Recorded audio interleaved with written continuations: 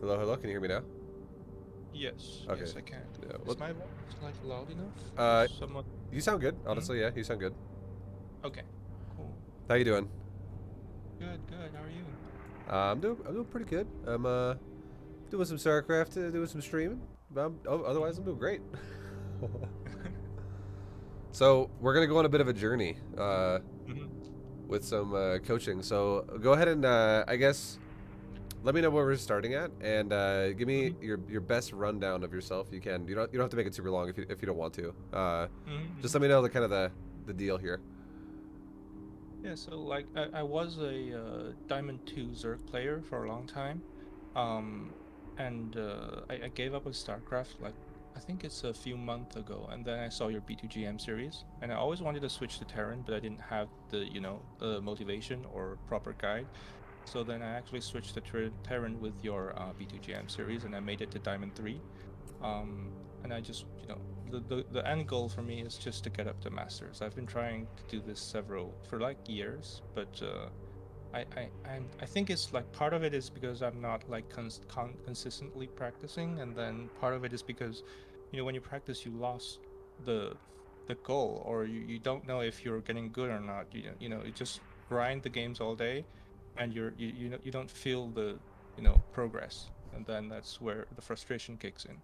So I was thinking if you know instead of one-off coachings, we have this uh every lesson per month, then maybe, this time I could actually get to Masters. Sounds good.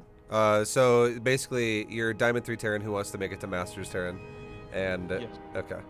So, do you have a preference of what you like to do with Terran? Do you have like a kind of like a typecast style? Like, are you like a mech player or a bio player? Or are you kind of just whatever? I'm right now a bio because the latest guide is bio, Okay. and yeah, and I've been following your guide. You said pick one like macro build, so I just picked one from the repertoire that you demonstrated. But yeah, that's pretty much it. All right, so that sounds good. I mean, it works. You don't have to. It's not like you have to go like, oh, well, this game I'm gonna play mech and this game I'm gonna play bio, or anything like Mm-hmm. that. So you can definitely make bio work, especially Mm-hmm. if we're talking about making it work through Diamond League. Like, Mm-hmm. it's really gonna be a lot about. I would say the biggest thing you can do for yourself is gonna be learning how to identify a build you should go for in each matchup. So now, if you want to have like probably like one of the best ways you can have results, Mm-hmm. going from Diamond 3 to Diamond, or going from Diamond 3 to Masters 3, if you get like just one macro build per matchup now, instead of just one Mm-hmm. macro build overall, Mm-hmm. you'd probably have a way better shot at getting it, because there are certain things that are good against Protoss, certain things that are good against Zerg, and certain things that are good against Terrans. Mm-hmm. Like one, for instance, an example would be Marauders are amazing against Protoss, but not so good against Zerg and Terran in the early game. If like let's say the Zerg is going for like Ling Bane and you're going Marauders, or if the other Terran player is going Marine Tank and you're going Marauders, you're gonna be like, okay, this sucks. But against Okay. Protoss, Marauders are suddenly amazing because they're so good against Stalkers, Mm-hmm. and like also even Zealots because they can snare them and stuff. Mm-hmm. So yeah, I mean, I guess the best course of action I think we could take is Mm-hmm. maybe give you a. I could run you through, or like I mean, if you have replays you want to take a look at too, we can. I can kind of see like how you are as a player, like what I think you struggle with. That's Mm-hmm. obviously an avenue we could take, but I think if I Mm-hmm. give you a build order from Mm-hmm. each race, it would probably give you the best like homework assignment to do for you, essentially. Okay. Uh, so all right,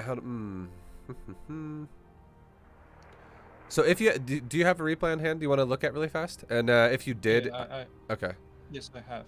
okay, we'll probably run through that a little bit faster. And because I think Mm-hmm. if we're gonna do like multiple lessons, Mm-hmm. I think the best thing we can do today is I'll just take a look at a replay for you, and I'll just get a Okay. really rough estimate of what I think you seem like you struggle on, or what you seem like you're doing good with. Mm-hmm. And then then I'll give you literally like a 3 build guide where it's like, okay, this is a good way to play Protoss, this is a good way to play Terran, and this is a good way to play against Zerg. Okay. I'm gonna add you like in Valorant. Yeah. So, okay. So are you online right now already? Yes, Okay. yes. So in top right, just right left click your little avatar portrait in top right, and it'll open up Uh-huh. your profile. Yes. In middle left, click the ladders button, And then same spot, hit the Grandmaster button. Yeah. And then scroll down to rank 143. Yes. And then you can just send me a message. I just did. Did you? I don't see it. It should be SHENGY. I can't see your message at all. I don't know what's going on. I sent you a sorry. I sent you A friend thingy? Yeah, friend. Oh, okay, yeah. What's your name in here? I get multiple of these. I have Matt Fuzz, Kale, JC, Funky Polar, Biaggi, Sapper Savage. Is any of those you? Because some it's like real IDs are different. Should be SHENGY. I don't see it. I don't know. Oh, I can add you. Or do we already? What the fuck? I can't even add you. Do we like have each other? Oh, there we go. I just sent you one. Okay. Okay. Nice. All right. And then I will make you the. I'll make you the leader so that you can do a watch with others replay. And then before you start, just make me the lobby host so that I can control the timers and stuff. Nice. Okay. So let's see what's going on, dude. Let's see let's see what your gameplay looks like. I'm trying to do the 3-Rex build that you mentioned, and then I tried to switch, like after the first aggression, I tried to switch to a macro build. Okay. But that's pretty much it. Okay, so I like that you're already doing this build, because I honestly was going to recommend this build to you. And we'll talk more about it in detail. You don't always have to attack the Protoss. Okay. Yeah, but I think this build is probably like the most solid, easy to use build for Terran in early stages, because almost every other opener for Terran, just to throw it out there, you have to do so much fucking like effective harass with a bit of a multitask. It's like there's a moment in the game every time around maybe like 5 minutes where you're always doing some type of harassment that also gets multitasked with having to swap your buildings around and not miss your macro timings, and it's very complicated. It's like the skill level goes from like a 3 out of 10 all the way to 5 minutes, and then it's like a fucking 8 out of 10 in the like 30-second window you got to do stuff, and then it goes back to like a 3 out of 10 after it's over. It's like a big skill spike that you need, and it makes the game super hard to play if you play a lot of other builds. So this build just kind of flows in a nice flow, like good way. All right, let's see what's going on for you. So far your build looks fine. You're scouting, good stuff. We'll see what you scout in a second. Making a Reaper. About to make your expansion.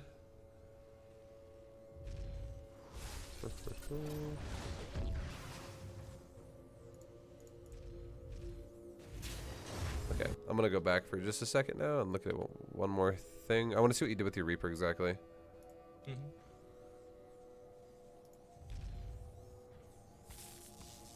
Okay, Reaper was good. And then it goes pretty quickly after he kills the probe. Okay, so that was also fine. I want to see now your scout looks like. Let's go back to your SCV now. I just want to see your SCV a little bit for a second here. I want to see exactly what you see and like how you react to what you see. So your SCV goes up the ramp. You see the Nexus at the natural. If you, this is a huge thing, okay? This is huge. You should do this. So if you don't pay attention to health bars on buildings, make sure you do that. It's something that'll help you so much going in the future. So like right now, your SCV, I'm watching your camera perspective, and you ran into his base. That's fine.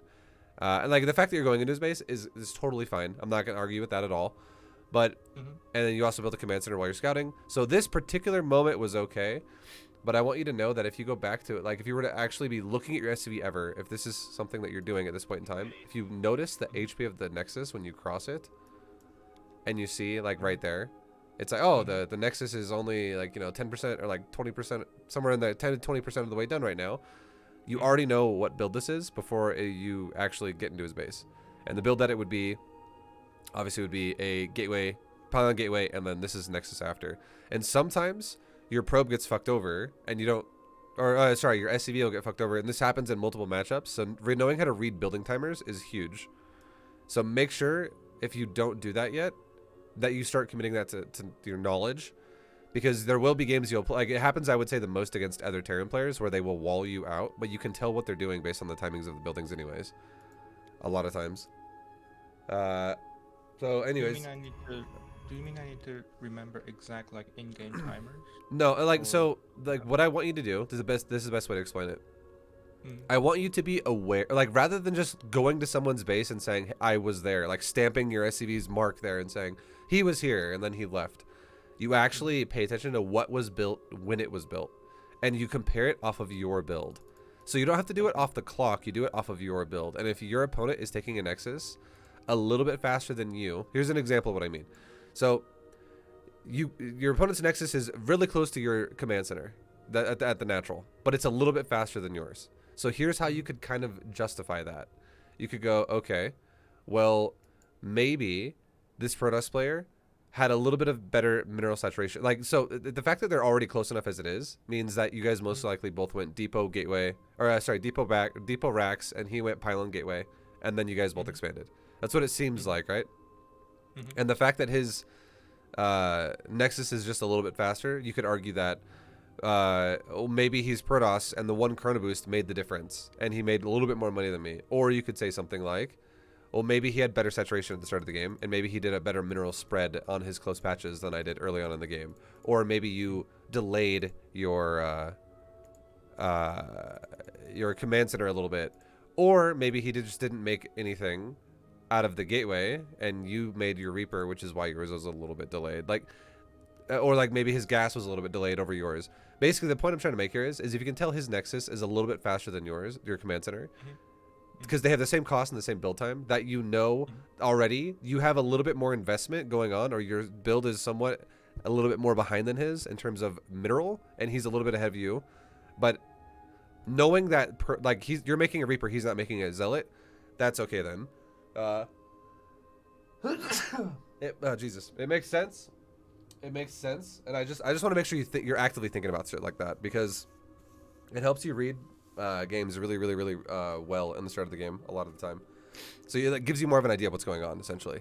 Like, you start thinking about the scout a lot more. And like right here, because I know the reason why I'm telling you this as well is because I noticed he didn't check the gas, and it's pretty standard what he's doing, so it's not that crazy.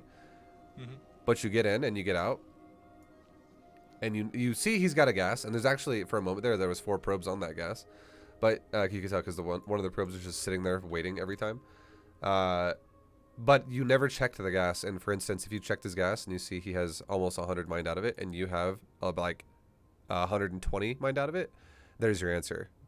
Like that, you could confirm, oh, he's got a faster Nexus by a little bit because I obviously went for a much faster gas than he did, so he mineral prioritized better than I did. Which is totally fine. It's not like, I'm not saying it's like going to change the outcome of the game right now. It's just knowing how to, like, this is good practice for future games for you. Okay. Because if your opponent is actually doing something fishy, you're going to know how to read that and be like, because like this is an example of the reason why I'm telling you this is because, like, for instance, there's so many times when I stream StarCraft and so many people are like, does he have a ninja base? Where's the proxy bases at? Where's his proxy tech? And I know for a fact if he does or doesn't have it without even seeing it, because I know how to read a build, like, from the start of the game. And that's what you should practice too, if you really want to know how to make good decisions going forward from here, instead of just assuming things. So you're basically saying try to read more details, and like, even if I don't get the details, I check it in the replays to verify it, and then practice that way. Eventually I'm gonna get better reading it. More or less, yes. Yeah. I want you to just know how to feel comfortable basing your opponent's build compared to your build.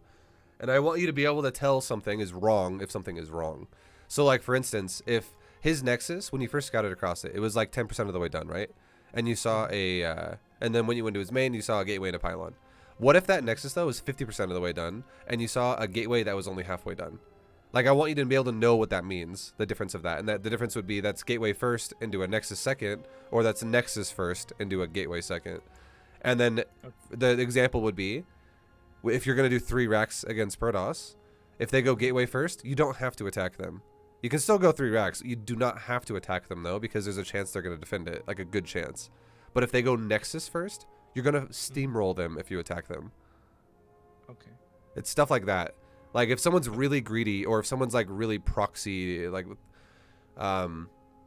this is gonna feel like a lot. It's gonna probably feel overwhelming as I'm telling you this right now, and it's not, so it's definitely not something I expect you to master in 5 minutes. But it's just something to think about. Definitely Okay. good for your early game. Hmm. All right.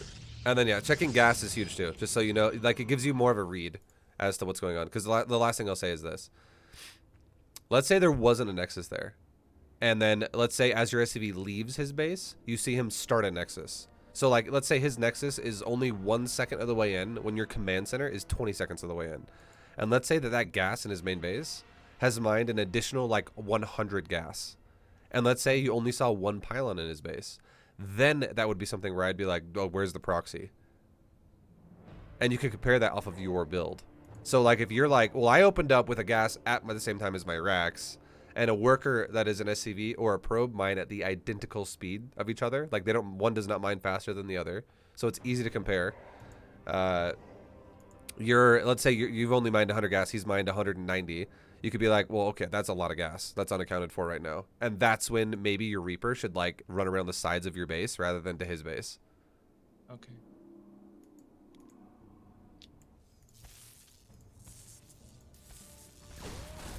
Okay. Anyways, let's let's check everything. Okay, so your Reaper's going in.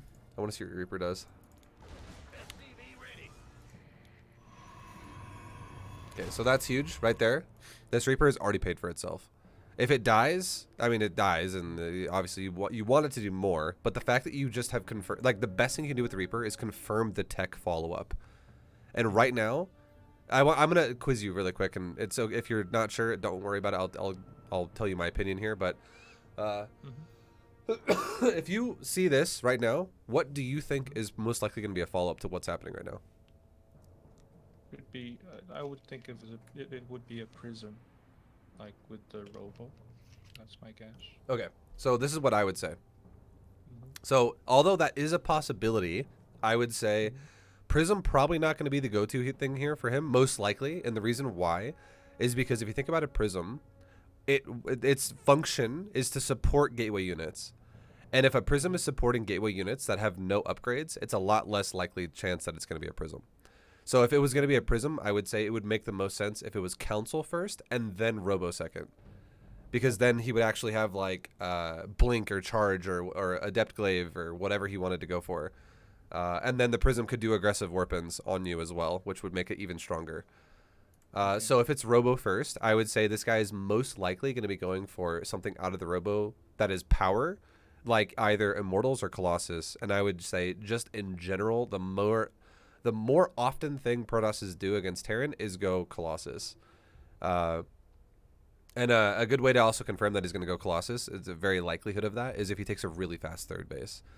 So right now, this is what I would say to you. I would say this dude is most likely going to be going for some type of power in his army, and it probably now is not the best idea for you to push him with your 3 racks. Because it would feel like the chances are high now that if you go for 3 racks and you go for, like, a stim pack timing, that when you get to his base, he could have a shield battery and, like, Immortals or a Colossus. Mm-hmm. And then you're going to run into that, and he's going to overcharge the battery and maybe even pop, like, a Guardian shield off of a Sentry, and you're just going to get steamrolled. And you'll be like, wow, that was rough. Like, it could kill him. Or go ahead. Sorry, go ahead. Does it mean, like, if his build, he's, like, playing defensively right now? Yes. Can I say that? Yeah, okay. This is definitely defensive. Robo first, the only way a Robo first is not defensive play is if they immediately throw down a Robo Bay and then they go for, like, Warp Prism speed and get, like, disruptors. And then they're, like, harassing you with disruptor drops, essentially, which is not very common. I would say 1 in 50 Protosses do that. It's very rare. Okay. Yeah, I mean, this just, it already feels like a defensive opener. So that's huge that you saw this. So what this does for you now, this is what it does for you. You could now say, all right, because it's defensive, I could now take another command center faster. I could, like, go for your 3rd CC faster than you normally would otherwise. You could also, I would say, not attack. Do more, like, of a defensive setup more than an aggressive setup. Another thing you can do as well versus but here's the thing: if you wanted to be aggressive, I would say, let me say it like this. There's 2 choices here. I would say either play greedier than you normally would right now, which is fine because it looks defensive, Or if you're going to be aggressive, one of the best ways you can break robo with aggression is with drops. So Okay. drop, like if you actually changed your build now to go, okay, well normally I just go for like a straight up smash into the front of his base with my bio. And sometimes it works, sometimes it doesn't. It doesn't really work when your opponent is playing super safe. That's when it will get crushed. So if this guy was going Stargate, or if this guy was going for a Council first, the chances of you breaking him would be a lot higher. But if he's going Robo, the chances of you breaking him are going to be a lot lower. Just because Robo is super sturdy and strong at defending that kind of a thing. But if you go for drops, it's not very mobile. So Council and Stargate are way more mobile than Robo. Robo not mobile at all. So if you actually had, let's say, like 2 medevac drops go into his main base, and at the same time, like one more medevac drop go into his third, a little bit later on in the game when you have medevacs, you could multi-prong him, and you could not even try to fight his army. You could just try to kill his probes. And then there's a good chance you're going to kill a lot of workers if the Protoss doesn't perfectly defend that. Like, it's hard for Protoss to stop that. So stuff like that could be like your route, essentially. That's why if you identify that, if the Protoss allows you to identify the tech, it gives you like a game plan right away that you can just work with. Okay. That's the idea. That's the hopeful scenario there. All right, so you kill the probe and you do a nice grenade. That was a really good grenade, and you get out. That was really good. That was a perfect Reaper. Your Reaper was amazing. You killed it. You scouted everything that you needed to, and you killed the probe, and you saved the Reaper. So that was flawless. And then we'll come back to that in a minute.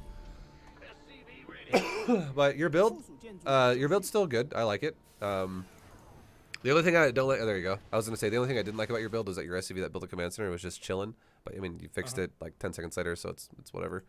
Your Reaper will die now, unfortunately. It looks like maybe. Yeah, I think it's gonna die. Oh my God, you save it again. What a Reaper god. Okay. But okay, so your build, you're doing your double tech labs. You got your things going up. It's all good. The only thing I would say about this build that could be better, again, is the higher you get at StarCraft, the more you need to start becoming a little bit more reactionary. Which is why I'm talking to you so much about scouting and why I'm talking to you so much about options. Because reactionary play is what you're going to need as a macro player to keep advancing. That's why Diamond League gets way more complicated than leagues below it.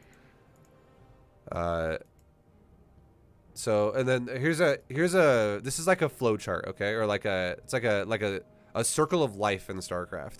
And if you understand this concept, it makes everything seem a lot more easy to approach. And what it means, what it is there's 3 ways to play StarCraft. There is greed, there is safe, and there is aggression. And each one of these beats another one of these, and each one of these loses to another one of these. So greed beats safe, but loses to aggression. Okay, and so like think about like aggression's on the bottom and greed is on the top and safe is in the middle. And we're talking about like how much economy you make. Think about it like that. So like aggression's obviously gonna have the lowest amount of workers because you don't really invest into it, and greed's gonna have the most workers because you're going crazy on command centers. So if someone's playing aggressive, they're not going to beat someone playing safe because they're going to have less workers than someone playing safe. But the person playing safe is still going to be making workers, but they're going to be doing it in a safe way, like making bunkers, making more production before making too many command centers. They're still making economy, but they're making enough units to not die. So aggression loses to safe. But then safe loses to greed because safe doesn't have enough units to punish greedy. Because you're playing safe, you're making like turret or bunker or whatever. You're just defending yourself, but it doesn't make sense to defend yourself when your opponent's getting crazy on economy, because all that's going to do for them is jumpstart their mid-game army production, and they're going to outmax you. Like they're going to max out a minute before you do, essentially, and then you're going to die in the mid-game. So safe beats aggression but loses to greedy. Greedy beats safe but loses to aggression, and aggression beats greedy and loses to safe. That's like how the game works all the time. So if you can identify what your opponent's build looks like, do the counter. That's why I'm saying, like, that's why this Robo looks safe. It's a very, very sturdy, immobile army to start the game off with, for the first tech choice he's going for. And then if he's going for that, that's obviously this is going down the realm of safe. So if you respond to this with aggression, which is what you're going to do, it's not going to go well for you. But if you respond to it with greed, it's going to go great for you. But the moment when I scouted his robo, I think I already put down 2 Rexes. So in that That's case, okay, sorry. Go ahead. Keep going. when I want to take a third command center, I think I probably need to cut production, and that's still okay to do so. Is that correct? Yeah. So, that would be fine. Like you could totally just not make units for a second and make a third CC. That'd be totally fine. Okay. But yeah. So like your Reaper goes in and you have your Rexes started, and this is fine. Not that huge of a deal. One thing you could do as well, if you wanted to, like right now, you could actually go, oh, it's actually a robo. I could actually cancel a one. You could even cancel which is like one of your racks right now because it would give you enough money to make your CC immediately, and then immediately make your racks again after. Okay. Like you could do that too, or you could just not make. You could just save and then like when the reactor's done in the racks, maybe you have like a moment where maybe like 6 seconds goes by and you go, okay, well I prioritized the command center before I made units out of that just to make sure I got that third CC up super fast. Again, you don't have to do third CC, but if you want to have the generic like rule of thumb, a third CC would be a great counter to this. Even if you have to make it after you already started your racks because your racks are just made kind of blind because you did it really fast, which is again totally fine. I'm not saying you shouldn't do that. But it's just I want you to as time goes on, I just want you to feel more confident about your choices about how to break someone's build right off the bat, and it's really understanding that flowchart of aggression, greed, safe. And then so like for instance, you making the bunker right now, don't need that bunker at the moment. You still should make one, but you could make the third CC before your bunker. Actually, you know what? Fuck that. Don't do that.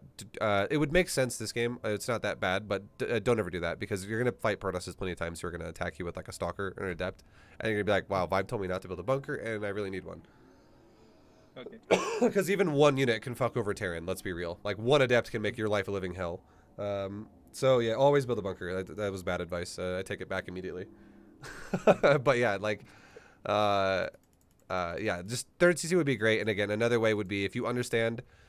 So I explained what I just explained to you a minute ago, the greed, safe, aggression thing. That is a good flowchart for macro. Okay, that is the macro side of StarCraft. Now, there is another one. There is an aggressive side of StarCraft. And then on the aggressive side of StarCraft, there is... How do I want to word this? There is a couple types of army as well. And there are...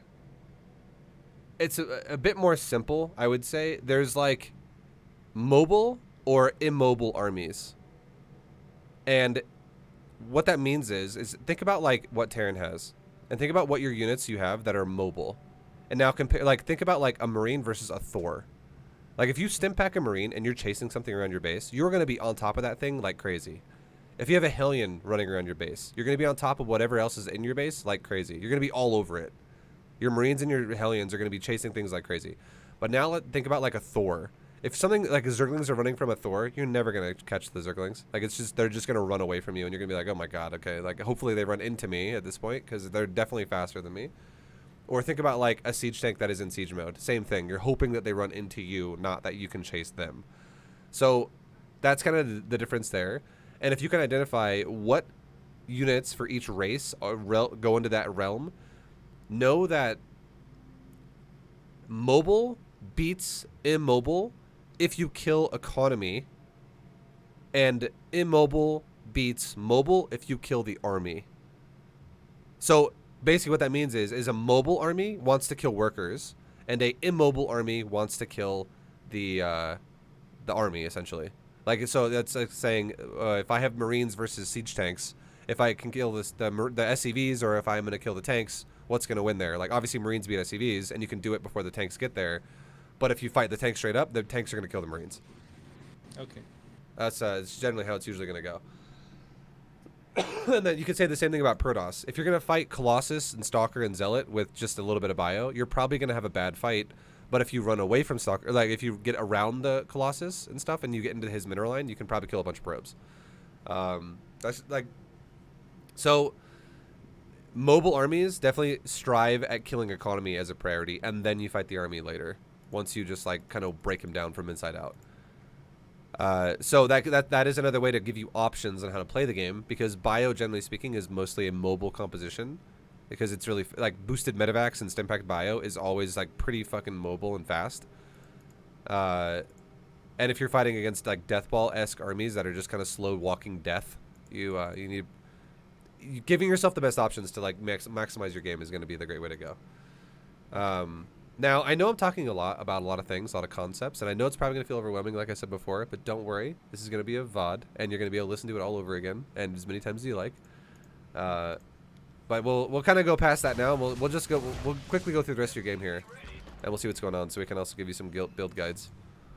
But overall, I just want to give you like more, like the reason why, I'll pause it one final time here for a second and say, the reason why I focus so hard on this is just now, for the first 3 minutes, is because if you can really get comfortable about the things I just talked about, it changes the course of your build for the better going forward from this point in the game. And the better your build is against your opponent's current build, like in the current game you're playing, the easier the mid game and the late game is going to feel every time. And because again, if you give yourself like, if you're playing rock, paper, scissors essentially, and your opponent has a pair of scissors and you give yourself a rock, you're going to smash his pair of scissors with your rock, and the rest of the game is going to feel easy. But if your opponent has a rock, and you try to break that rock with a pair of scissors, you're going to be like, okay, well, now I'm in a bad spot all game now, and this game feels way harder. So, like, knowing how to set up an early game makes the late game feel way easier or way harder.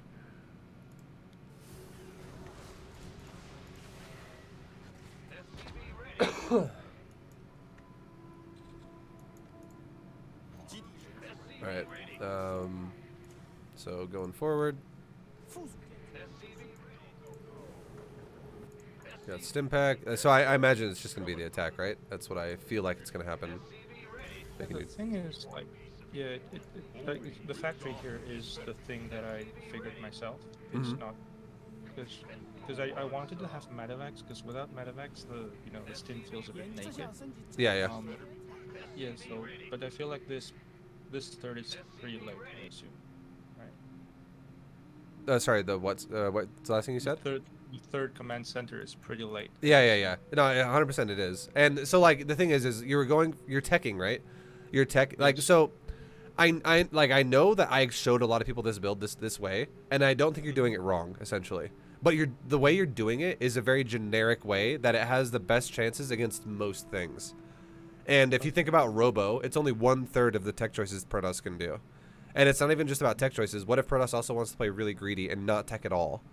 So, like, there are a lot of options besides just going Robo that Protoss could go for, and this build would line up a lot better versus those things. So I was giving you, like, the generic way I gave people a way to play was a way that you could be like, against most things, you have the highest odds to win. But it's not going to beat everything. And the way this works, this game particularly, is this build you're going for is not going to pair the greatest versus what Protoss is currently going for. So if the Protoss shows up right now, like, let's see what he's got, right? He's going Immortals and Stalkers. Now, if he attacks you away from a shield battery, yeah, you might fuck him up. And the fact that you're killing his third, this is actually probably the best you can hope for here. This is the best case scenario you can probably hope for. Like, if the Protoss cancels the third base and then has to cancel his 2 batteries there and the gateway there and then falls back to his battery, like, you have a good chance to deny his third, but you're probably still going to lose the fight. But like, imagine if you knew it was Robo really fast and you said to yourself, I'm going to abuse this guy with medevacs. Like, this guy, I mean, he does have blink now, but look at his stalker count. I mean, it is relatively low. And imagine if you had this army, like, what if there was no third CC? And what if there was or like, what if your third CC was just late, okay? What if there was no armor upgrade started in the engineering bay? What if there was, like, some costs that were cut here and there? And what if your army had 2 medevacs involved with it right now, instead, as a differentiation there? You have 2 medevacs going with this push because you prioritized it a little bit faster. And then let's say, it's because you knew he had a Robo. And then let's say when you pushed his third here, you go, well, I know that medevacs break your Robo a little bit better than just doing a push without it, but it's going to delay my own economy. So the position I put myself in is I need to do damage because I'm handicapping my own economy to hopefully do more damage to yours. Again, you don't have to play this way. It's just an option. It's using mobility versus immobility. Like, his army's slow, your army's fast. So if you went to his third, let's say you kill his third, and then you load up 2 medevacs and you go right to his main base. And he has to run all the way around with those fucking immortals that he has. Like, that would, if he even if he does have blink, if he just fights you with blink stalkers when no immortals are there, and so he has less stalkers because he's going to immortals now as well, the chances of you winning that fight are very high. And then you could do more damage in his main and fuck him up pretty bad. So what you're doing is you're going for medevac tech, right? Again, this is a generic way to play.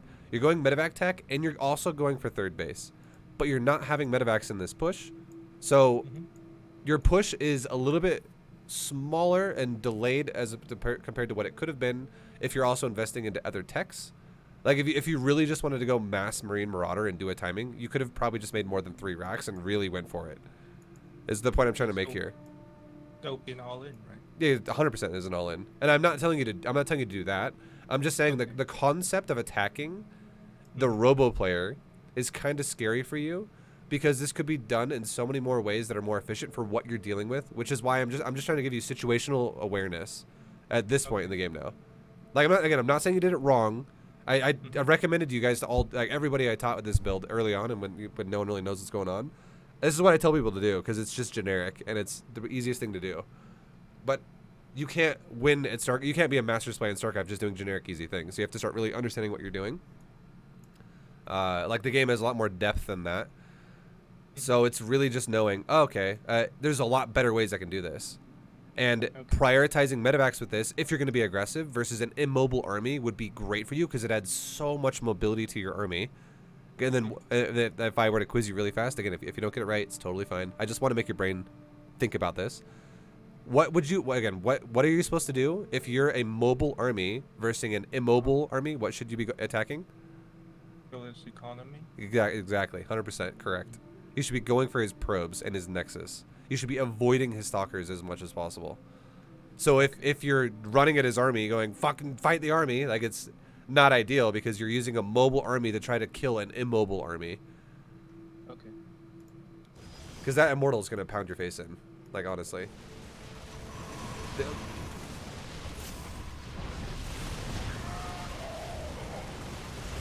I can say the only thing that now, this Protoss player obviously also made a mistake here, I would say, and the fact is that he fought you without Guardian Shield and without a shield battery. So that's 2 big no-nos for Protoss. So you're actually going to win this fight.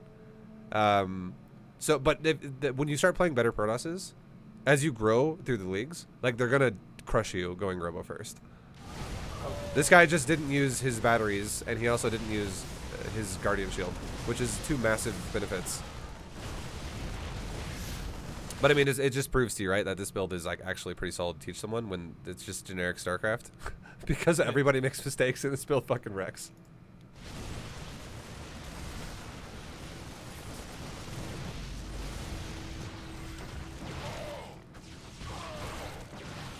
Okay, and then now, because that went that way, because you just denied his third, and you also killed pretty much his entire army, and the only like, new Stalker Warpins are there, that was great for you.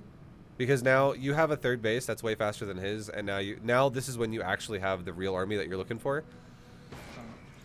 A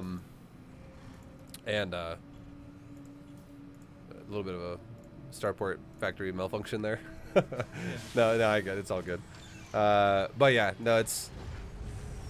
I would say the best way to explain what just happened is this is a scenario that's not going to be consistent. Because all this really was the Protoss made a massive mistake there. And, I mean, you punished him for it, which is, I love that that happened that way for you. That was great. But this is not something consistent to ever, like, think is going to happen every game, right? If the Protoss player plays Robo correctly, it's going to go a lot more difficult than that. Okay. And again, it's all just because of the concepts we were just talking about. Okay, so you mule drop the crap out of your third. You're taking a fourth. Overall, you're doing things great. You're adding in a Ghost Academy. You're adding in more racks. Okay, this is a moment where I would say, I actually think You're over diversifying your composition now. I would say, in general, I would honestly recommend probably not making tanks. And the only reason why, like, you can make tanks in other matchups, I would say, but against Protoss, if you're going to make Marauder, Marine, I think Marauder and tank are a little bit redundant. And it's also going to, and if you're going to also go Ghost, tank, Marauder, Marine, Medevac, it's kind of, it's diversifying your composition quite a lot. And it is going to make the game overall, in my opinion, feel harder for you. I think all you got to do, all you really need to do against Protoss, if you're worried about, like, let's just say hypothetically, you're like, well, I'm worried about Colossus. I think Vikings are a better option than tanks are because they're very A-move friendly. They're way easier to use, and they prioritize Colossus. And let's say he doesn't have a lot of Colossus, or let's just say you don't even make Viking and you just go Mass Marauder. All you got to, all the game comes down to then is before you take the fight, you can scan the Protoss's area, like as you're about to take the engagement, scan first and then move in. And then as you take the fight, you can EMP his army if you're going to add in Ghost, which I think Ghost are a really strong option. And if you EMP his Templar and you EMP all of his Zealots and Stalkers and Colossus, you literally can just stim pack him down with a move, and you will win the fight very convincingly. Tanks require way more finesse and setup. Like, things can fall apart really badly if you ever get engaged on when you're not sieged, or if you ever overcommit your tanks before you like move too far forward before you set up a siege spot. Like, it puts a lot more demand on where you need to be and when you need to be there when you add tanks into your composition. And then and the reason why I say it's not a great idea is because tanks are obviously not free. The more tanks you make, the slower you're going to make Marine Marauder. So I would rather you not have like 5 tanks and instead make an extra like 8 Marauders and 8 Marines. Okay. Because all that's going to do is make your stim pack A move stutter step forward like way stronger.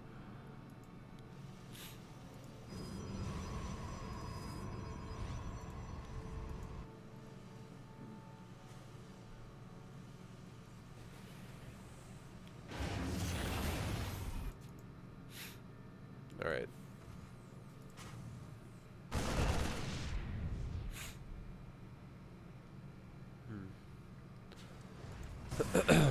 And then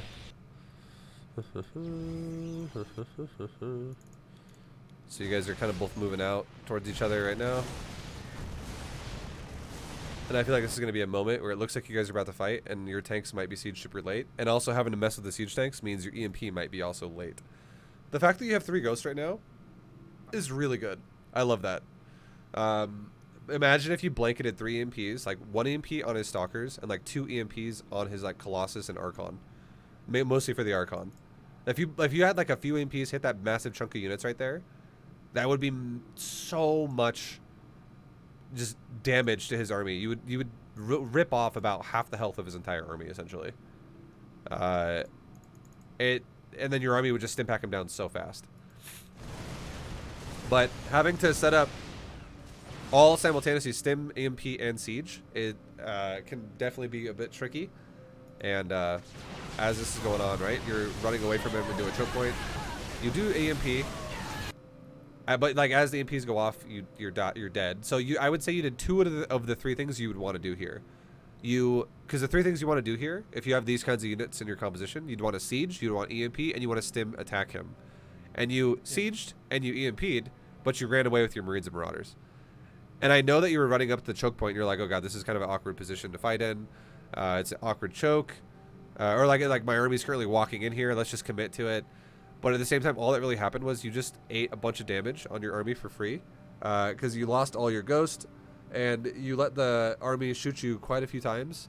And now, if you actually try to stand your ground and fight, you're fighting into a choke point where you now have to re-engage through it. And the reason why that is because he has superior siege over you.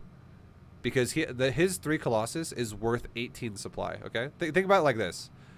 This is a way to dictate whether or not you should be the one sieging your opponent or whether he should be sieging you. This is just a concept. Think about the amount of supply you guys have invested into siege. You have 6. He has 18. Because you have 2 tanks and he has 3 Colossus, and each Colossus is worth the same supply as 2 tanks. So he's got 3 times the amount of supply invested into siege that you do. And you're basing this fight micro-wise off of a siege setup. Because you're literally falling back to a choke point to siege him. But all that's going to happen is the Colossus are going to siege the shit out of you here because he just has way more supply invested into it. So your best case scenario outcome would have been good EMPs and stim packing down his stalkers and sieging your tanks, and then like taking a massive trade here. Because your army, that's the best way your army would have gone. Like you had the best outcome here, because his stalker supply is not as invested as your Marauder Marine medevac supply and Ghost. Like you have again, it goes back to the idea that your army is the mobile army, his army is the immobile army, in terms of the investment of what you guys have. Like his army is more expensive and slower. Your army is way more potentially fast and cheaper, because Marine Marauder medevac is cheaper than Stalker Colossus Archon. Stalkers are immobile for sure, but Stalkers by themselves suck. That's the problem with his army. Is Stalkers cannot leave the Archons and Colossus and expect to win. If they do, they're just going to die. So the two choices you could have had here would have been stand your ground, siege, EMP, stim pack, attack him right away, or just literally run away from him entirely. Like go down instead of going up the choke point that you just cleared out, go left and down, and then be like, all right, fuck it, I'm gonna run into your base. I'm gonna kill your third base and have you chase me all the way to your base, and then after I kill your third, maybe I'll load up into your main and kill your main nexus, all while I'm making more units, because again, you have the mobile army.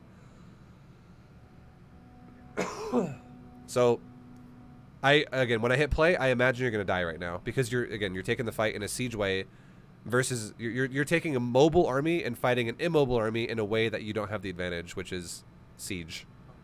So he's probably gonna just destroy you here, and you can see those Colossus just mowing you down right now. So does that kind of make sense how that went? Yeah. Okay. Yeah. It's also like related to the fact that I'm mixing tanks in. Like otherwise, I could like feel less less inclined to take the fight. I could just run away. Yeah, no, 100%. Like that's why I honestly don't even want you making tanks, because tanks, they're kind of weak as well, especially when your opponent starts making a bunch of charge lots. Like if you want to go for a tank style against Protoss, you really need to go tanks. Like when you fight Protoss, you need to have like 11 tanks in your army or something like that. Otherwise, you're never going to be able to stop the Zealots as they run all over you. Okay. So I would just say don't do tanks, because it's it's so much more problematic than it's worth. Okay. So to be honest, I feel like you have the Terran build versus Protoss decently enough. After watching this, I would say your biggest problem was not necessarily, oh, your build was wrong. It was that I just want you to open your mind and think about how to react to Protosses. So like the fact that you're doing a 3x build, like you did it fine, honestly, and I didn't see too many like hardcore macro problems that like I really need to slam out for you. Like you obviously have some, everybody has some, but I don't think that's your biggest problem right now. If you want to really think about how to improve. Just always keep in mind, like, try to maintain production of your buildings and try to maximize SCV production. Try not to mess that up. Try to drop your mules every time you have them. Things like that. That's totally fine. That applies to all matchups.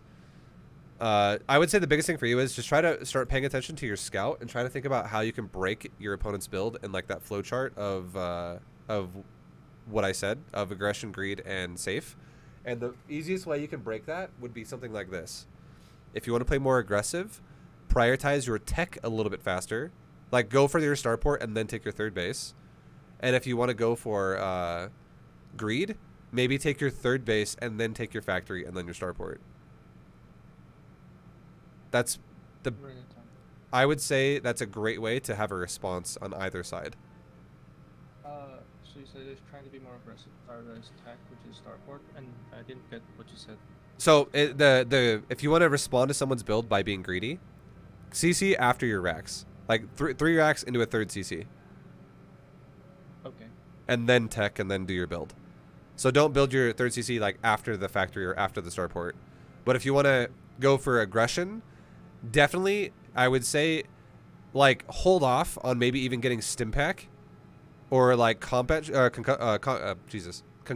or combat shields. Hold off on one of those upgrades. Probably I would say concussive or combat, because Stimpak's the longest upgrade. You probably still want to get that pretty early. But if you like, let's say you hold off on concussive shells or combat shield, and you make a factory first, which allows you to then tech to a starport really fast, rather than getting combat and stim pack early and then really delaying your factory.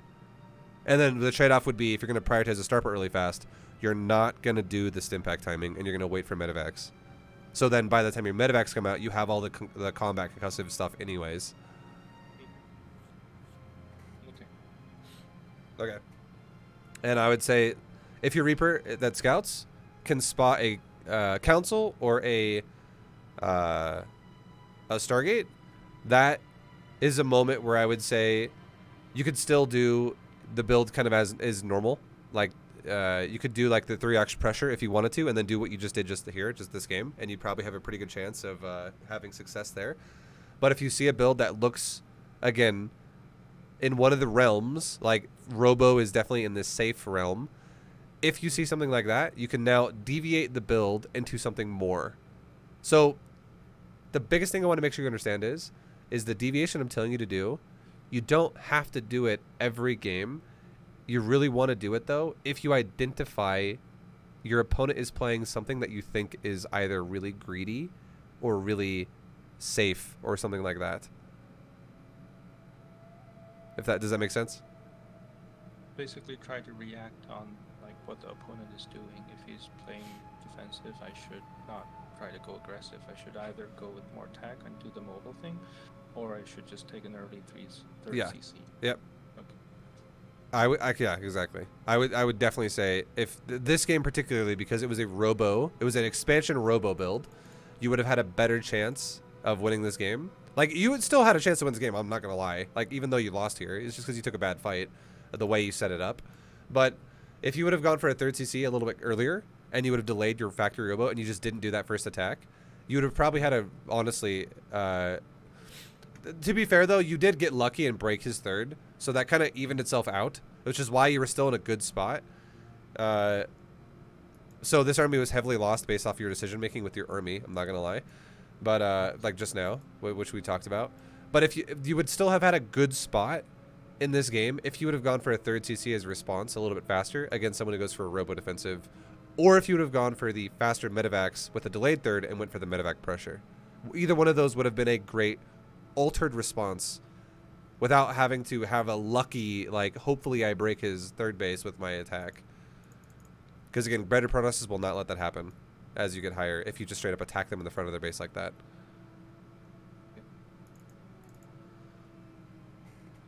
Okay. Alright, what's up? I know it's like almost the end of the cooking session, but you could just give me the names of the build that you recommended for me to do in TvT and TvZ, and then I could look it up and then Do you have a little bit of time? We could just do it really fast. It's all good. Okay. Alright, so hook me up with the lead, the party leader, and then I'll just make a game really quick. Alright, so I'll just give you, so you already have TvP, and I'll just give you an idea of what you could do in TvT and then in TvZ. And the overall build, I'll do TvT first. This is like just a really solid way to play TvT, I feel. This is a build I think you should do like just every game to make your life feel less complicated. And what it's going to be is it's going to be a 1-1-1 into a third command center with then just going into Marine Tank Medevac and Viking. It's like and then you just play the Marine Tank Medevac game with Vikings supporting it, and yeah, that's really all it comes down to. It's all about sieging your opponent and setting up positions like that and scouting with your Marines and stuff. So it's a very generic way of playing TvT. You can play this way all the way to GM, honestly. Because this style gets better and better and better based off how well you get at being able to manage the map. Kind of like what just happened that last game against the Protoss we just lost to. If you had better decision making at that exact point in time when you died, you could have definitely turned that into a win for you if you chose to do something else with your army. Okay, so we make a Rax, we make a gas, and we'll have, now that our Rax has started, our next CV can go scout our opponent. And this identifies if you're getting proxied or not. And if you get proxied, all you gotta do to deal with that is make a bunker. Because if you don't make a bunker and you get proxied, there's a good chance you might die. And then when your axe is about halfway done, like basically when your SCV count, like your supply hits 18 essentially, grab another gas. And then fill your gases up ASAP. Like as soon as your gases are done, fill them up.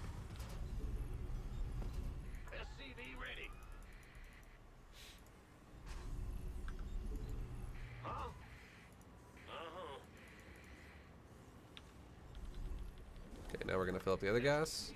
We're gonna make a Reaper, an Orbital, and another depot really fast. And now we can scout his base. See what's going on. Get a nice scout off. Go back to your base. Now you're gonna make a factory ASAP after you have enough gas for it. And now here's the tricky part. This is the tricky part of this build. As soon as you have 50 gas in your bank after you make your factory, take 3 SCVs off of gas. So I'm gonna pause it and explain. So I made my Reaper, my first Reaper, and then I never took SCVs off gas. I filled them up as fast as I could. And then I made my factory, and then I still had SCVs all on gas, 6 of them on gas. But as soon as I made enough gas to get my second Reaper, so I've now mined 50 gas after I started the factory. As soon as that happens, take off 3 SCVs off of your 6 that are total mining gas, because what this allows you to do is it allows you to still get a starport, it allows you to still make your third Reaper, and it allows you to also expand really fast. And then once you get your expansion down, you can go back on gas again, and then it allows you to then to make your Cyclone and your Raven and stuff like that really quickly. It basically makes your build not have any hiccups in it, and it gives you a really quick expansion. Because if you don't ever do this to your gas, if you don't ever take off gas for a moment, what's going to happen instead is you're going to always have like 300 gas or 400 gas in the bank, and you're going to have a really slow expansion. So this is the key point of this build, is to make sure when you start your second Reaper, you take 3 SCVs off gas. And you can take them all off of 1 gas if you want to, or you can take them off of 2 off of 1 and 1 off of the other. I usually just 2 off of 1 and 1 off the other, because you can do it instantly. You don't have to wait for that SCV that's in the gas to come out, if that makes sense. Yes. Okay. So yeah, and then so that's the big thing here. It's going to change everything about the build if you do that right. So actually, you're the referee, so I have to wait for you to resume the game. Sorry. Whenever you're ready, you can resume. Okay. So now we're making our second Reaper. Our SCV's coming out. Our SCV's coming back after the scout, and now this dude can, since he's already out here, he can just be the dude throwing down our expansion, which we're going to make in just a second. And then we make our command center. And now that we make our command center, we're going to make our starport next. So save for the starport really fast.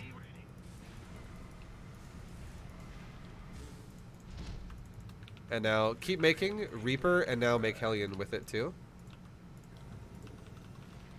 And now put SCVs back on gas if there's any SCVs open on gas. And then just fix the rest of your main mineral line essentially to cap it off. Also, we need a depot really badly. I didn't make a depot yet.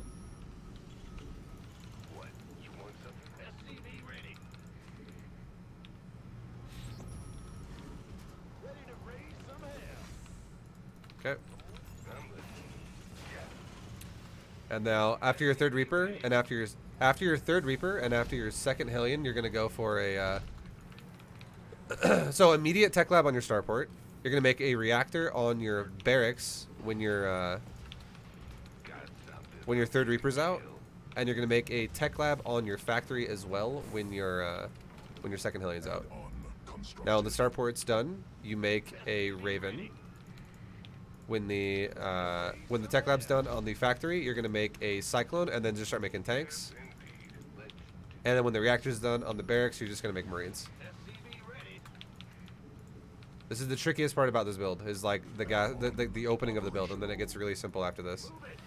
And then with your Reaper Hellion, around this point, when I would say if you haven't attacked yet, or your opponent hasn't attacked you yet, once you have the Cyclone started, you could actually kind of move out now, because Marine Cyclone will keep you just safe. It'll be just fine.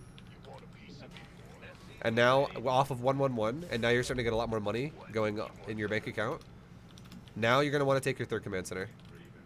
And as soon as your Raven pops out, immediately lift off your starport and your barracks and swap them over. So now you're going to have a reactored starport and a tech labbed barracks.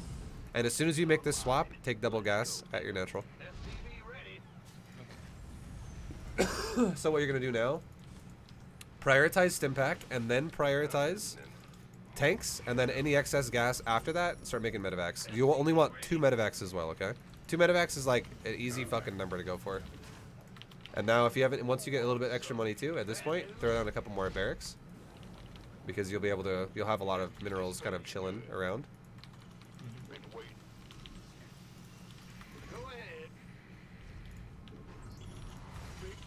Saturate your gases, saturate your gases. Keep making tanks. Try not to supply block, keep making depots.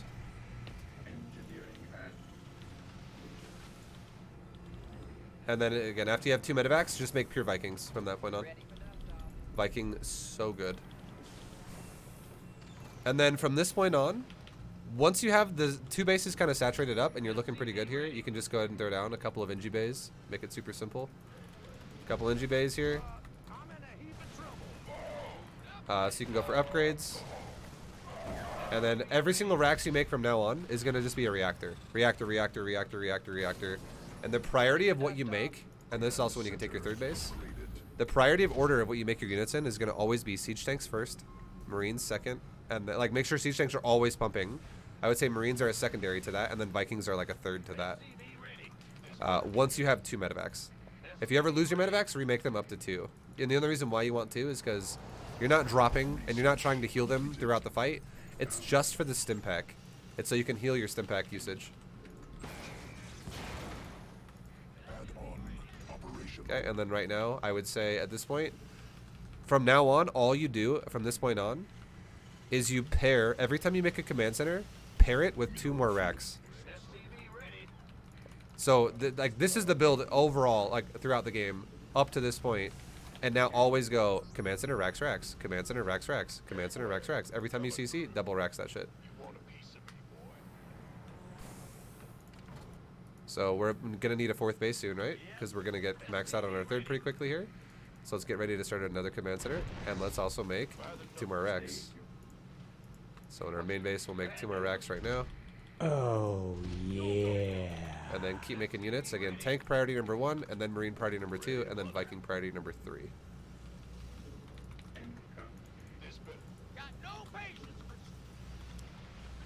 And once your upgrades are like halfway done, try to, like, around the time when you take your 4th base, try to remember to throw down your armory so you can get tank upgrades and also get 2, 2, 3, 3. And yeah, just keep making depots so you don't supply block, and just try to keep producing units out of your production.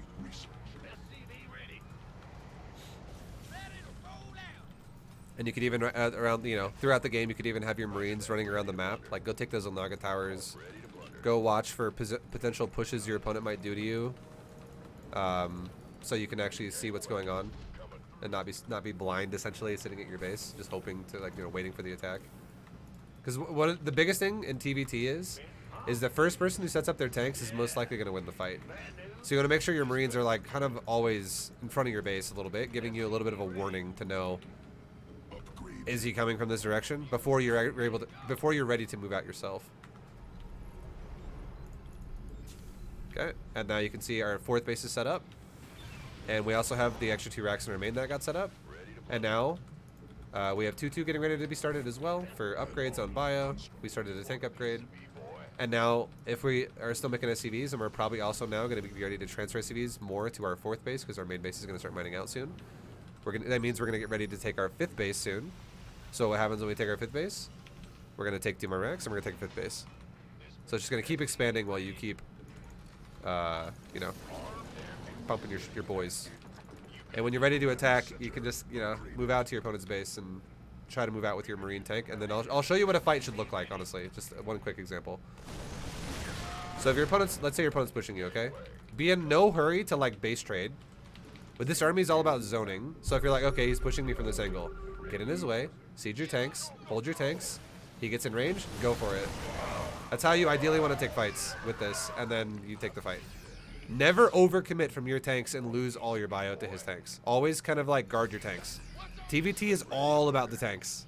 It's all about the tanks. And the final thing I'll say that's really important that we didn't touch on is at some point in the game, it could be off of when you have 3 or 5 racks. It doesn't matter that much because if you might honestly make it around 3 if your macro is kind of sloppy. You'll make it around 5 if your macro is pristine. But what you're going to make is you're going to make a second factory with another tech lab so you can actually increase your tank production. And you're going to do it around the time when your 3rd base is being saturated or when your 4th base is being saturated. It goes either, like, again, it really depends on your macro. If your macro is banging, like it's really good and you're not missing a beat on anything and you have no money ever, you'll probably make it around the time when you make your racks 4 and 5, which is going to be around the time when you start your 4th base. But if your macro is kind of sloppy and you're like, oh fuck, I forgot to make units here and there and I have like 600 gas and 800 minerals, well, you can make it a little earlier. You can make it while you're saturating your 3rd, because then you could have some recovery on your macro essentially. Does that make sense? Okay. So when you're at 3 base, you're actually on 3-1-1. When you take the 4th base, you went to 5-1-1. Yeah. So the only difference here, this is when you need to read a build, right? This is like just, I would say, the standard version of what I just showed you. But if you scout someone that is super all in, and you're like, okay, this guy doesn't have a 3rd. I have 3 racks and 1 factory and 1 starport, and I just scanned his base or something, and he's got 6 racks and 2 factories and a starport on 2 bases. Like this guy has no intentions of going for a 3rd. He's super all in, or whatever. Like it just looks like this dude doesn't even want to take a 3rd base. He's got tons of production, way more than you do, comparing his build to your build. At that point, I would say you could totally go, okay, wait on the 4th base a little bit. Let's make another 2 racks and a factory now. So I can go from 3-1-1 into 5-2-1 because my opponent's currently on 6-2-1 on 2 bases. And like he's super all in. Does that make sense? Yes. Okay. So like that's where reaction comes in. Cuz you can't I'm not going to lie. You cannot do what I just did every game and always expect to win. If your opponent is playing either really greedy or really aggressive, there's so many variances in this game. So you need to start you need to be able to read a little bit of what's going on from your opponent. But it generically, what I just showed you, can work most of the time, especially in Diamond. Like, it's going to give you a lot of wins if you just... It's just a macro idea, even though you do need to tailor the build sometimes to the game you're playing. Mineral cluster. All right. But the first 6 minutes of that build, pretty good. Like, if you can emulate that, where you open up with 3 Reaper, 2 Hellion, and you turn that into Reactor Marines with 1 Cyclone into tanks and then a Raven into a swap for Stimpack. If you can do that emulation, that is a super solid opener that deals with most things your opponents can throw at you. It's really, really, really, like, overall very versatile and very solid way to play. Okay, and then finally the last one, we'll do Zerg. And Zerg... I'll do another really simple build to do here that a lot of people know. I'll just do a 2-on-1 for you. 2-on-1s are really easy to do. And I honestly think it's probably better to do a 2-on-1 for you rather than having you learn how to do, or giving you a Hellion build here. Even though I think Hellions are great. The one thing I don't like about Hellion, though, is you have to be very active about scouting, because if you still keep making Hellions and you're not realizing you're getting Roach all in, you just die. So I'm not going to show you that. I'll just show you the 2-on-1 because it has a high chance to not die to a lot of things.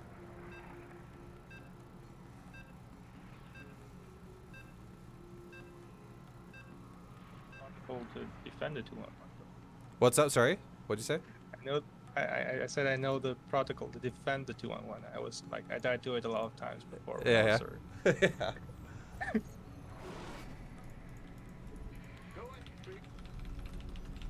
All right, so now for this one's a little bit more repetitive because you actually you pretty much always want to prioritize your medevac here. You don't really want to prioritize the 3rd CC before that, and the reason why is because if the Zerg's playing aggressive, well, having medevacs early is going to be nice, and if the Zerg's playing really greedy, well, having medevacs early is going to be nice because you can punish the greed.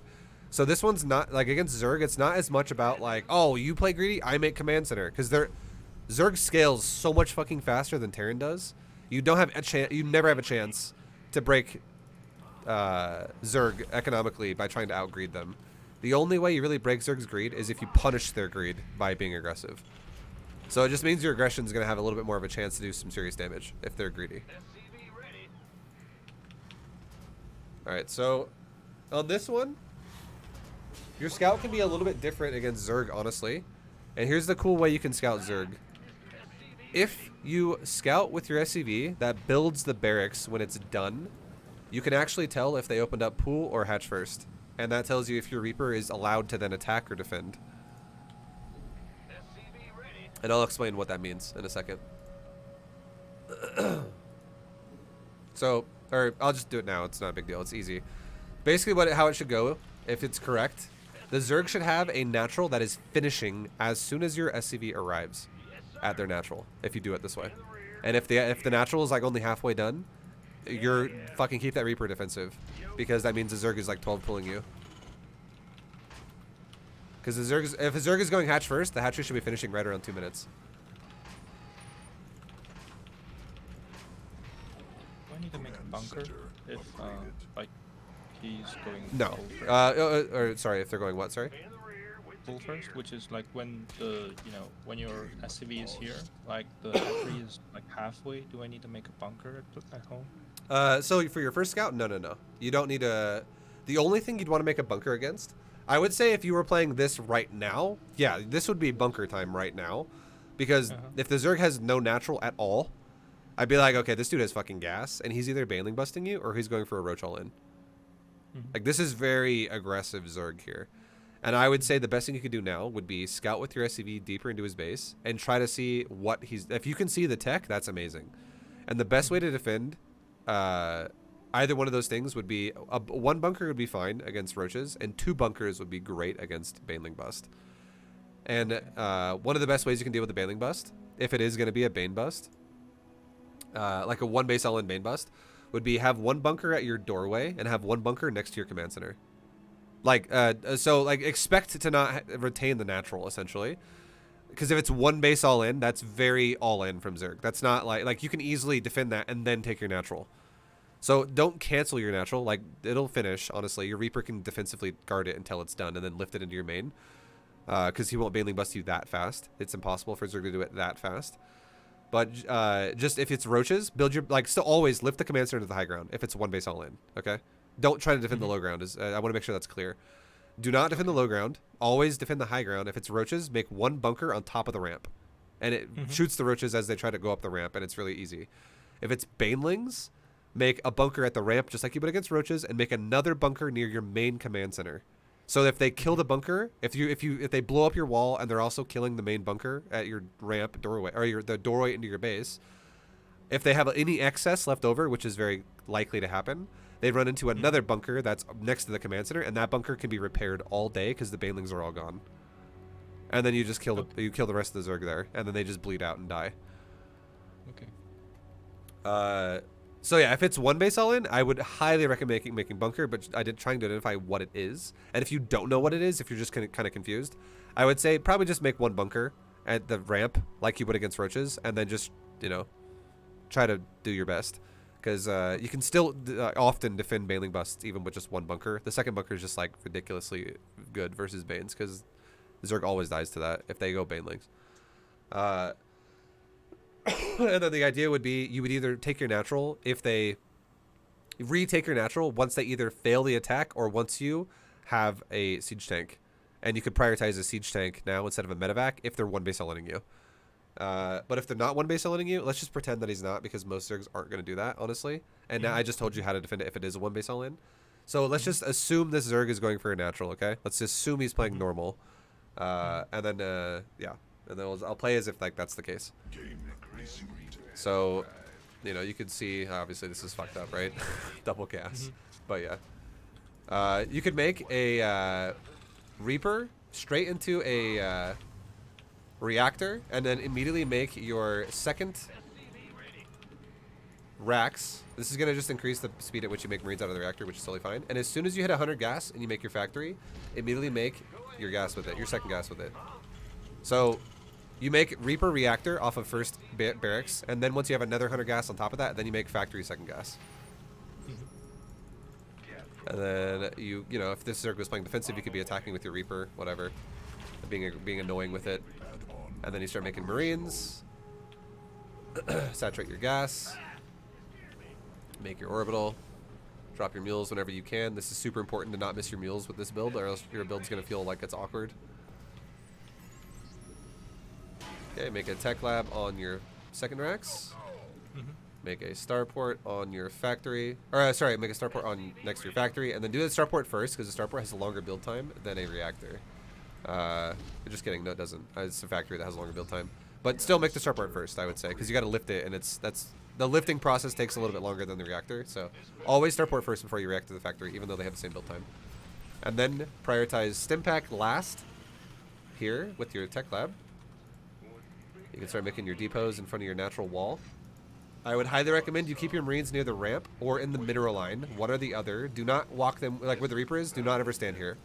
If the Zerg player ever does like a timing of speed links to you, you'll just die. Like it's not ideal. Okay. And then swap over your starport and your factory. And now we're gonna throw out double medevacs. And second medevac right now. And then now that you have double medevac started, now you can do a couple things. Now you can go for your third command center, and you can also go for your like getting ready to start tank production. Tanks are totally fine in this matchup. This is a matchup where tanks are actually good in. So wait for your second medevac. It's about to spawn. You could also wait for these last 3 Marines, which is going to give you 16 in total. So you're just about there. This is also going to be around the time when your wall gets walled off with your doorway. Don't put the Reaper in the medevac. So the last 3 Marines get in the last medevac. And now play conservative with your medevacs, I would say. Like, try not to just die with them. This is a super important part to understand, okay? This is how good Terrans versus bad Terrans do this. A bad Terran is going to attack the Zerg and drop right into their base and just go fucking ham and be like, ah, like Rambo the Zerg essentially, and like whatever dies dies. And then the chances of them losing the drop entirely is very high because maybe the queens kill the medevac, or the queens help the lings kill the Marines, and then you end up like losing 8 Marines and you're like, fuck, run away. Okay, oh, whew. I made it out with some survivors, but everything's fucking dead pretty much. That's not good. Because what you do then, when you do that to Zerg, is you allow Zerg to have like... like what this does... Sorry. What this build does to Zerg is it puts a weight on the Zerg shoulders. And when you throw it away, it's like the Zerg throws the weight off their shoulders, and now they can just fucking like macro like crazy again. So what you want to do as Terran in this position, it's better... if you stay on the outskirts of Zerg here, and you kill anything you can on the outskirts, always try to do 2 things. Number 1, fight off creep if you can help it. And number 2, always fight against a wall or against some type of terrain where Zergs get bad surface area. Like run between mineral patches if you have to, or you know, run off creep next to a wall so that they can't surround you. They just get like bad engagement because they're only getting like half surface area on the outside of your Marines. Stuff like that is super nice. And then as soon as the Zerg starts really getting on top of you, and if you're not just easily killing all of them, lift up all your Marines, go away a little bit further, land them, heal them all back up again, and do it again. Because this concept is something a lot of Terrans don't think about and don't understand. And it's so important to know this. Every single time you kill 2 Zerglings, it's the exact same thing as killing a drone. And the longer you make that last, the longer you fuck Zerg's economy. Because if you make Zerg feel pressured, and you make Zerg constantly lose Zerglings because you know how to maximize your Marines, if Zerg fucks it up at all, which happens a lot in Diamond League, honestly, Zergs will get paranoid and overreact and attack you early a lot of the time. If you kill 12 Zerglings and you lift up and you fly away and you land and you heal your Marines up again and you do it again, you indirectly made the Zerg now have to remake 12 Zerglings. And he's not going to make 6 more drones. So, because if he makes drones, he's just going to die. If you do this as well. Like, he has to make Zerglings, otherwise he's going to die. So it's all about, like, for Zerg, it's really about knowing when to pick your battle. And for Terran, it's about knowing how to force a battle and not make it a bad one for you. So you really need to understand that concept to really maximize what the 2-1-1 is capable of. And don't be that guy that drops in the middle of the creep and onto like 3 banelings and 12 zerglings and 4 queens, and you're like, fucking YOLO, and then half your marines die. Don't do that. That's bad. That's gonna throw the game for you. So from this point going forward now, all I'm gonna do again is I'm gonna be conservative with my medevacs, but this is pretty much the whole build now. This is like the important part of the build. So what we do from here, okay? Once your natural has like most saturation, which ours does, you're gonna add in double gas in your natural. So once your natural is like 12, 14, 16, somewhere in that range, I would say more maybe around like 14 or 16, like get closer to the max saturation. That's when you add on double gas to your natural. That's also when you add on double engineering bay to do upgrades. That's also when you add on your tech lab on your factory to start making tanks. So that's essentially we're going to add on all of the gas stuff. You're adding on gas to then also add on gas production, upgrades, and tanks. Then also on top of that, so you're still going to be on 2-1-1 going for double Engie Bay and now tanks with a third command center. Then you add on, I would say, after the first command center you make, add on like 3, like, so after your third CC, sorry, after your third command center is like invested into, and after you now take your gases and your tanks and all that shit, with the next bit of money you get, add on 3 more racks. So you're going to do a wave of 3 racks at once to go to a total of 5.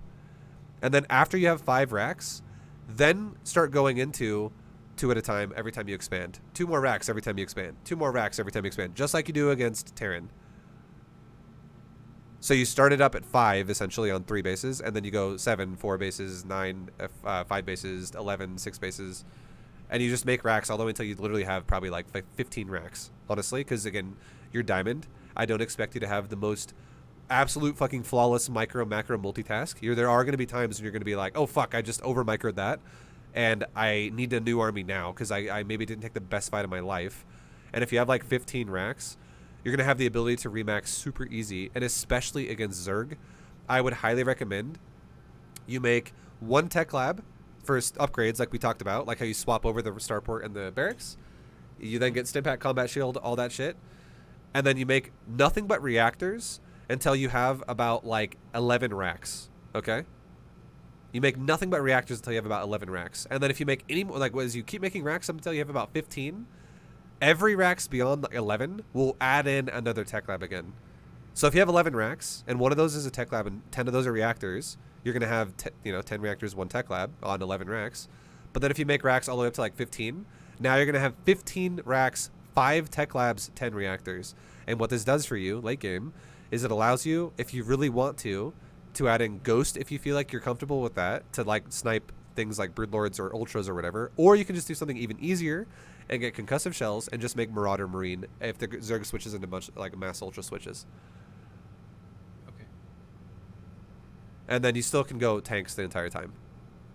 Tanks are just solid against Zerg, because the correct way to play against Zerg is I'm walking onto creep, fucking siege my tanks, push the creep back, and let Zerg engage me. That is the best way you can play against Zerg. And one of the best ways as well, here's a cool trick about how to mess with someone's mentality when they play StarCraft. If you want to attack Zerg, the best way to attack Zerg with Terran is to make them attack you. Like, make them run into your army when you are sieged. And the best way you can do that is not running at them and then sieging and then hoping that they get shot by tanks. It's sieging your tanks on the edge of creep and killing creep and pushing it backwards. And then also simultaneously having like 1 or 2 medevacs, dropping the Zerg on the other side of the base, wherever that is, and making the Zerg feel threatened, because if the Zerg sits there and defends and defends and defends and defends, and let's say you're trying to kill drones, and then you're progressively pushing his creep backwards, the Zerg is going to feel massive amounts of pressure to do something. So if you just sit there with your tanks in a pre-spread formation when you're doing this, with the actual army push you have, you can like slowly leapfrog your tanks forward as you kill creep towards his base.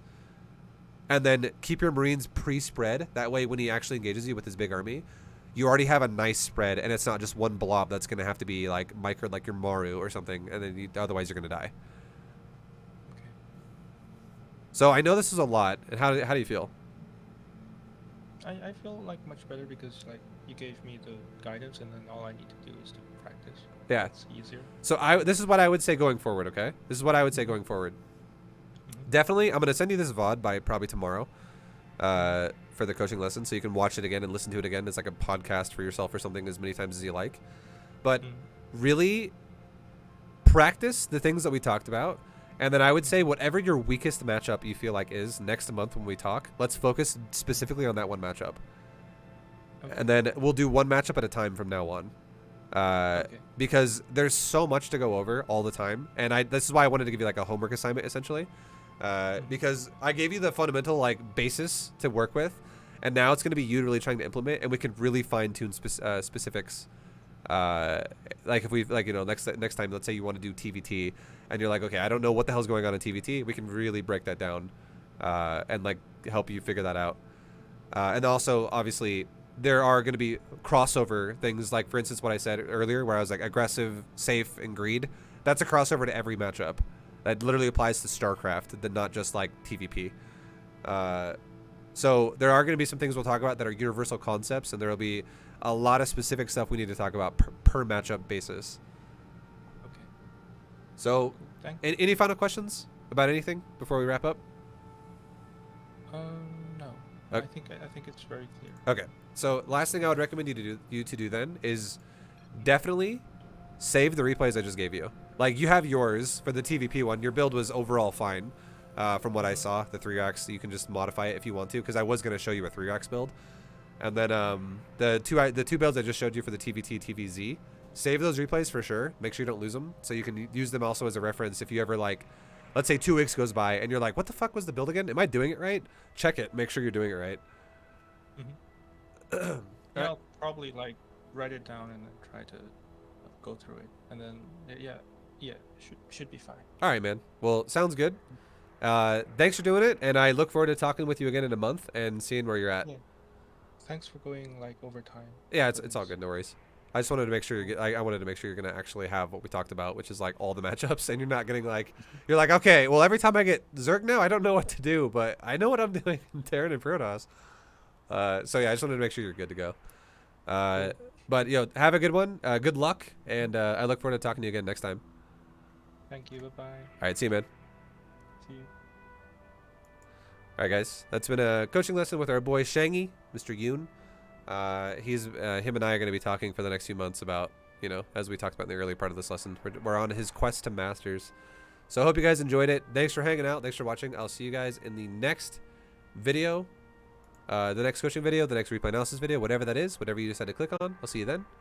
Thanks for watching, and peace, guys. Good luck in your own games too.